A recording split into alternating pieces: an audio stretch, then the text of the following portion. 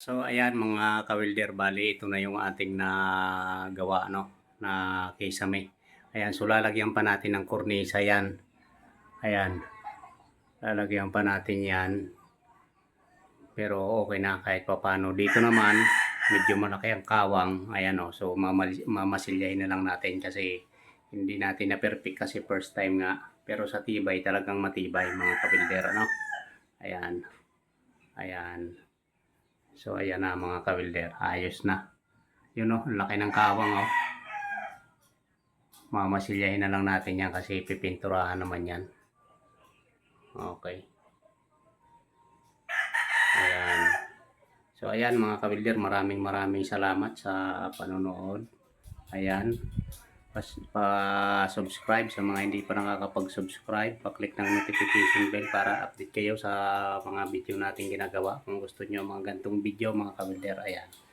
Okay, ayan mga ka-welder, tapos na. Katatapos lang natin ngayon, talagang pawisan pa. Okay, ayan o mga ka-welder, nakahubad baro pa tayo, pahipahin na lang. Okay,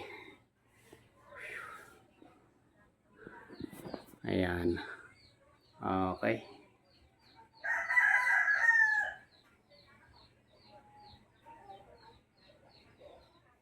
so ayan mga ka-welder, ano, bali tapos na nga yung ating kisame. Bali yan ang kinalabasan mga ka-welder. Ayan, so napinturahan na rin natin, kakulay ng